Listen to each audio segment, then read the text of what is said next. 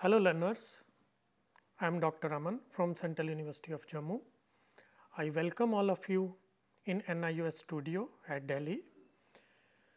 I am deliberating on the topic which is related to the teaching of sciences, and the name of the topic is self-reflection for self-actualization and inquiry into personal life. My whole discussion, friends, will be confined to the following points. The learners, after this interaction, they will be able to understand the meaning of self-actualization. They will be able to define and elaborate the term self-actualization. They will elaborate the importance of self-reflection in learning, enumerate the ways to guide students' reflection. Of course, they will understand the skills developed as a result of self-reflection. They will be aware about what is inquiry into personal life. They will enumerate the benefits of self-inquiry for learners. Now friends, as you know, in this topic the term self-actualization has been introduced. And before going to the main topic, I would like to clarify what is self-actualization and who coined this term. So, this term firstly, it was coined by a organismic theorist Kurt Goldstein, and later on Abraham Maslow discussed this term while he framed his theory on need hierarchy. You can see the hierarchy of need on the slide also, friends. I would like to just briefly explain this thing so that we can actually reach at the explanation of what actually self-actualization is. So, friends, he divided his need hierarchy, Abraham Maslow, he divided this into 5 stages, that is physiological needs, safety needs, belongingness and love needs, esteem needs, and lastly the self-actualization. He considered safety and physiological needs as the basic needs, esteem needs and belongingness and love needs as the psychological needs, and lastly, he termed self-actualization as the self-fulfillment need. So far basic needs are concerned, friends, firstly we will be discussing the physiological needs, which is nothing but the basic requirements for mankind, that is food, shelter and water. Safety needs, everybody requires safety, even animals, they try to remain in herds which provide them a kind of safety. Then if these two needs are satisfied, then we proceed ahead and then we try to see other needs, that is belongingness and love needs, where we try to see some relationships, we try to create our friends, we try to intimate with those friends. And then at last or second last, esteem needs, which is the feeling of accomplishment, where a kind of ego is involved, that you found something. And lastly the self-actualization. So, which is nothing, he explained self-actualization as achieving one's full potential including creative activities. That is what we are going to study in the self-reflection topic, which is related with self-actualization, that is the realization of the full potential of the students. So, friends, all these needs are interconnected. If somebody is not, he has not taken meal, he will not be able to satisfy other needs. So, basic needs are to be fulfilled first, then we can take the child to the self-actualization. Now, friends, we are coming to the main topic, that is what actually self-reflection is. Self-reflection is like looking into a mirror and describing what you see. It is a way of assessing yourself, your ways of working and how you study. To put it simply, reflection means to think about something. Reflecting and composing a piece of self-reflecting writing is becoming an increasingly important element to any form of study or learning. Self-reflection is about learning from experiences and developing your own thoughts from the experiences. friends, you can see that experience is the highest qualification. Books cannot teach you what experiences teach you. Anything which you feel from experiences, it will not be forgotten, it will remain throughout for your life with you. So, why not we should connect the study or the learning of the student with the experiences. So, that can happen only with the help of self reflection. While it is a natural process, we often take unconsciously. We also try to facilitate reflection consciously, both in ourselves, in others, by asking questions. So, friends, our mind also works unconsciously. Even if you are working, if you have to deliberate on some issue and you are busy in your home task, obviously your unconscious mind will be continuously working in that direction. Time to time the thoughts will be coming up, going back in the mind like the waves of the oceans. So, unconsciously also you can ask your students, or you can tell the students that how to practice self reflection, and consciously by asking questions to the learners we can tell how the self reflection is important for the learning of sciences.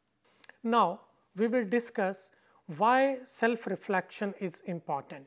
Reflecting helps you to develop your skills and review their effectiveness, rather than just carry on doing things as you have always done them. It is about questioning in a positive way what you do and why you do, and then deciding whether there is a better or more efficient way of doing it in the future.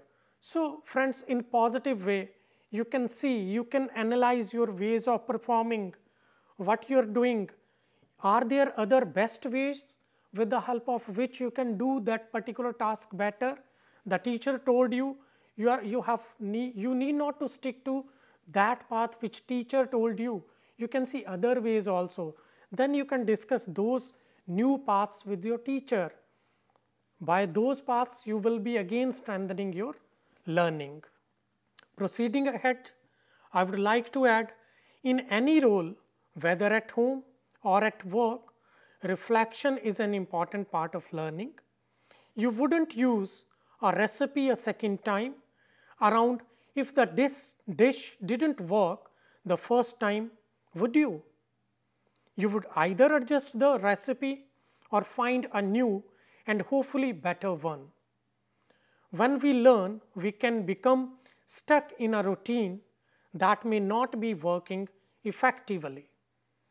Thinking about your own skills can help you identify changing you might need to make. So, I already discussed this thing with you, friends, that you have to meditate, you have to see again and again the direction in which you are proceeding. Is that right direction? Is that path which you are following, is that strengthening your knowledge or not? So, that way you have to check again and again, and friends, that will be completed only with the help of self reflection. Then what kind of questions we should ask to ourselves while we have to perform self reflection? So, I have quoted some of the questions which will I read out one by one. Firstly, I will like to discuss the strengths. So, friends, we can meditate on these questions as, what are my strengths? For example, am I well organized? Do I remember things? Such type of questions will help you to see your strengths, whether you are able to perform a particular task or not properly. If not properly, why you are not performing that task? Second thing is weaknesses. So, in that we will ask the question like, what are my weaknesses? And under that, for example, am I easily distracted? Do I need more practice with a particular skill? So, if we meditate on the questions like this, we can have the glimpses on our weaknesses, and we can have the remedies accordingly, and we can strengthen again our learning. So, for skills are concerned, we can ask to ourselves, what good skills do I have and what am I good at? So, how I can perform a particular thing, in what way? Can I perform a thing in communicative way? Am I good in communication? Such type of questions you would ask to yourself related to your skills that you are possessing. Now coming to the problems, we would see what problems are there at work or home that may affect me.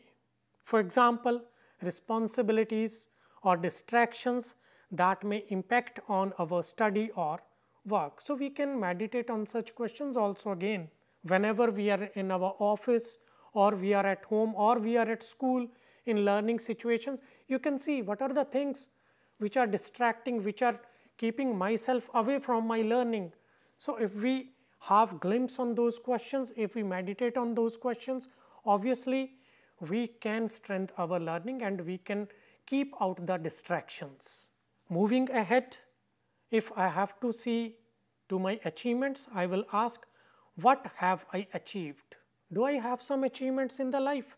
And if you see your achievements, obviously friends, you will be happy that I have passed that class with this much percentage. That will give you inner happiness. I have done some good thing for my friends. I have strengthened the learning of my friends also. With cooperation, I cooperated my friends. So, these things will obviously tell you the strength of your achievements. Then about happiness, we can ask, are there things that I am unhappy with or disappointed about? What makes me happy? So, friends, we can ask such questions to ourselves. What are the things? Why I am not happy sometimes? So, if I see the things, because happiness is the ultimate goal of the life of the individuals. So, we must see what are the distractors which are not making ourselves happy. So, we have to see those things. To the solutions, what could I do to improve in these areas? If I am weak in a particular area, what kind of solutions do I have? Should I go to my teacher? Should I go to some text, good text? Should I improve my skills to do experiments, particularly in sciences? So, I should try to see some solutions with the help of which I can improve my learning and strengthen my knowledge. Although self-reflection can seem difficult at first or even selfish or embarrassing, as it does not come naturally, you will find it becomes easier and practice, and the end result could be happier and more efficient to you. Now friends, we will discuss how we can guide students' reflections. There are some strategies which a teacher can adopt. I will discuss these strategies one by one. These are discussions, interviews, questioning, and lastly logs and journals. Now, I am firstly coming to the discussions, how these are beneficial to the learners for their self-reflection and what role a teacher can play in this direction. Students realize meaning making is an important goal when reflection becomes the topic of discussion. For example, conduct discussions about students' problem solving processes. Invite students to share their metacognition, reveal their intentions, detail their strategies for solving a problem, describe their mental maps for monitoring their problems and problem solving processes, and reflect on the strategy to determine its adequacy. During these kinds of discussions, students learn how to listen and to explore the implications of each other's metacognitive strategies. The kind of listening required during such discussions also builds the habits of mind related to empathy, flexibility, and persistence. These are great qualities of human mind, friends. And your mind will be habitual. You can develop in the mind if a teacher uses discussion properly, then these qualities, that is empathy, that means how much near you can go to something, some knowledge, to your teachers, what are the limits, then flexibility in your learning, and of course persistence, you have to keep on doing the things. So, these are the main habits which can be developed with the help of discussion. Now, friends, one term came to us while discussing discussion, and in the coming slides also we will see this term commonly used, that is metacognition or metacognitive strategies. So, I will briefly discuss about metacognition and metacognitive strategies. Metacognition means thinking about thinking, what you are doing. Firstly, you are thinking, then you are doing.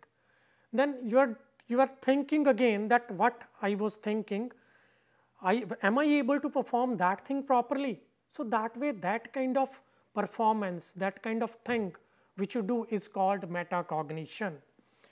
There are some strategies related to metacognition which I will read one by one, how we can use these strategies in discussion and in other things like interviews. So, first thing is identifying one's own learning style, preferences and needs. Everybody is having different needs, different preferences, different interests. So, as a teacher, we should see what kind of needs or what kind of interest a particular student is possessing. Accordingly, we should try to manipulate our teaching and strengthen the learning of the students. Next point in metacognitive strategies is planning the task, gathering and organizing materials, arranging a study space and a schedule, arranging a study space and a schedule, monitoring mistakes, evaluating task success, evaluating the learning strategy. So, these are some of the metacognitive strategies. Now, friends, I will like to come to the next strategy, that is guiding students' reflection, and which is interviews. So, interviews are another way to lead students to share reflections about their learning and their growth in the habits of mind. Interviews also provide teachers and students with opportunities to model and practice a variety of habits. Listening with understanding and empathy, thinking and communicating with clarity and precision, and questioning and posing problems. So, that way we can see that conducting interview can also be a very helpful strategy for guiding the students' reflection. Thirdly is the questioning.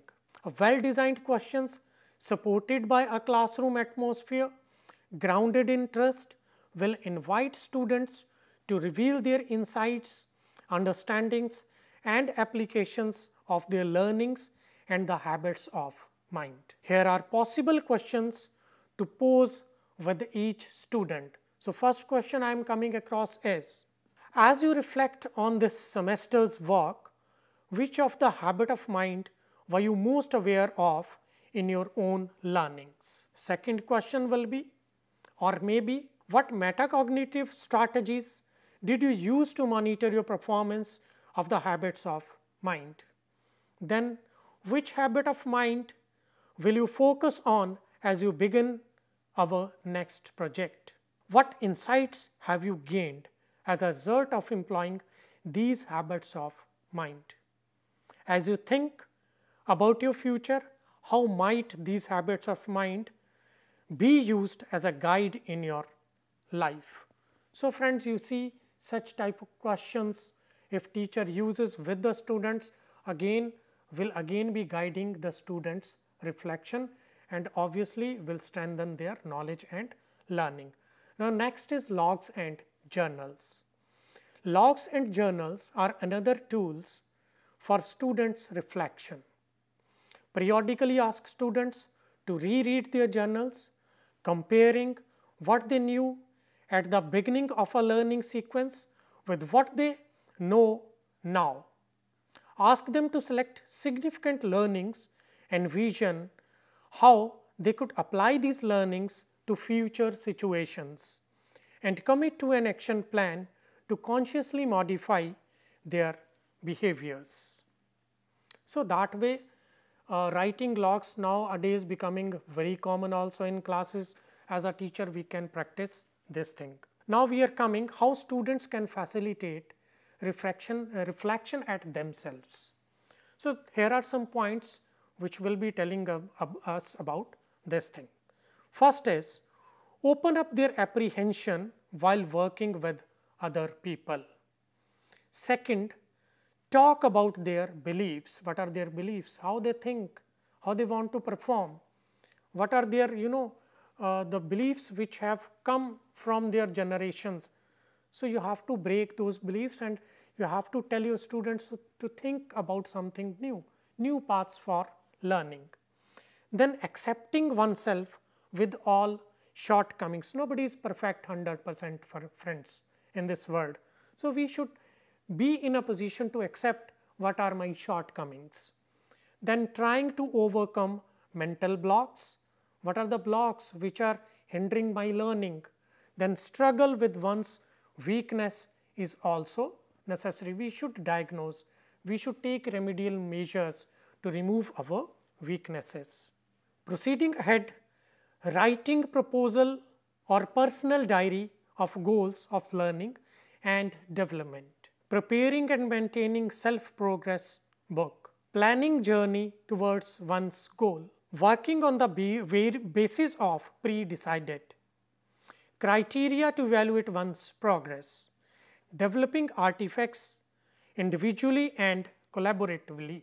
Now friends, I am coming to the skills acquired after learning reflection. There are various skills which we can develop after self-reflection.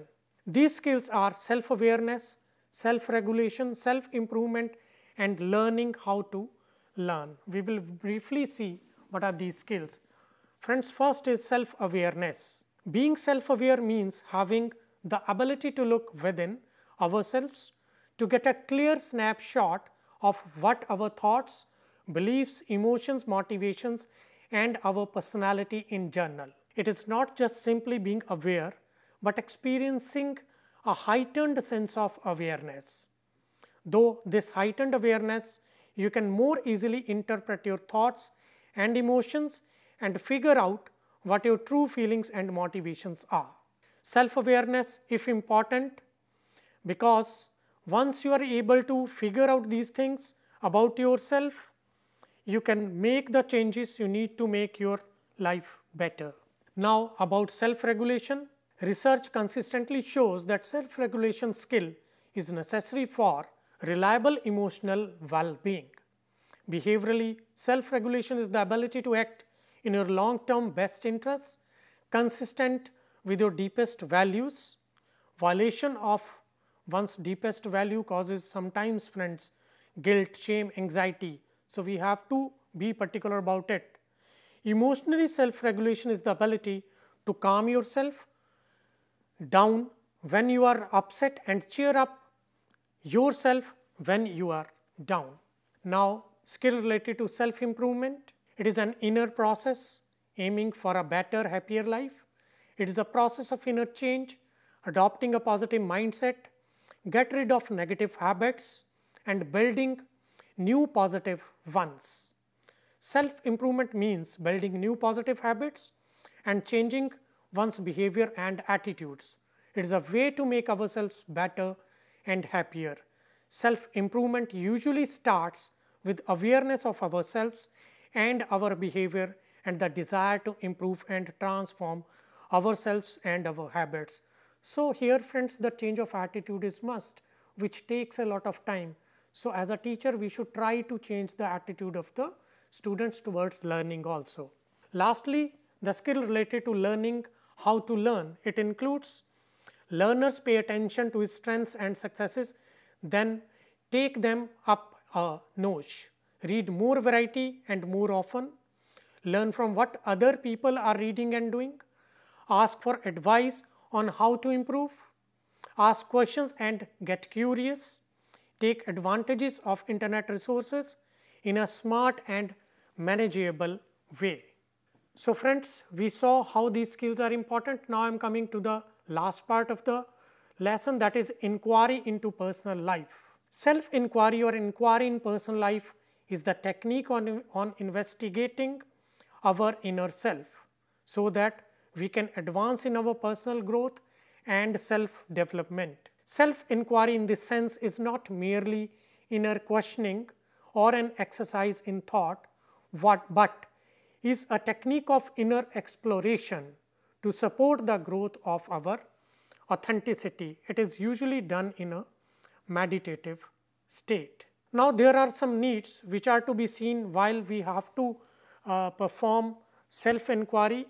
These needs may be related with our health and wellness, friends. If we are not in good health, obviously learning will not be happening. Then relationships, then community, economics, ecology, and of course self-realization. So, there are some techniques for self-inquiry also. We can ask the student to lay down, to think about himself in a cool and calm way, so that the things which are disturbing us, they should come to us. Then what are the benefits for the learners of this? If we are weak in a particular subject, we can inquire into ourselves, list up the difficulties we face in learning, treat them one by one, and the solutions can be sought out accordingly. In conclusion, friends, we can say that the self-reflection lead to the development of many skills and thereby add to the personality of the individual. Also, inquiry in personal life, equally important, which helps us to have a glimpse of our strengths and weaknesses, and ultimately lead to the self-actualization, which is the nothing but the ultimate goal of almost various aspects of our lives. So, with these words, I say thanks to all the learners. Hope you will be learning this topic properly after going through this interaction. Thank you very much.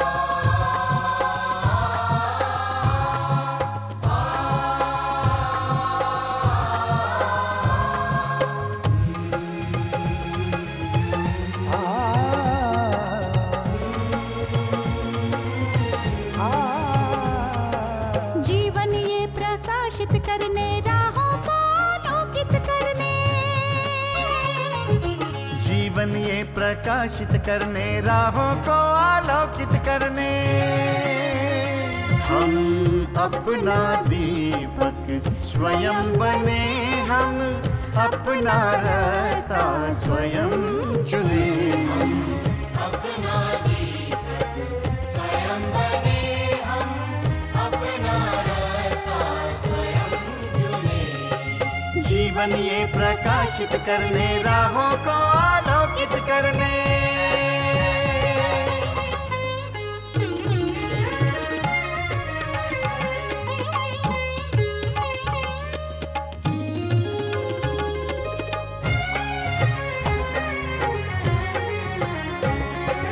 धन साधन समय की सीमा से विद्यालय जो मुक्त हो, धन साधन समय की सीमा से विद्यालय जो मुक्त हो। कभी पढ़े हम कहीं पढ़े, वे विषय की लोच से युक्त हो। कभी पढ़े हम कहीं पढ़े, वे विषय की लोच से युक्त हो। मित्रों हम उठे और जागे, मंजिल आने की ध्वनि सुने, हम अपना दीपक स्वयं बने, हम अपना रास्ता स्वयं चुने।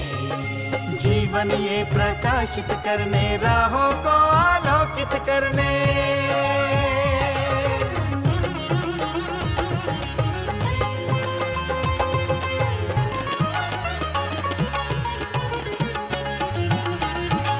राष्ट्रीय मुक्त विद्यालय का है द्वार खुला सबकी खातिर।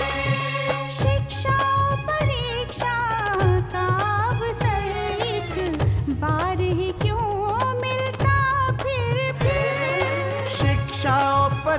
दिशा का अवसर एक बार ही क्यों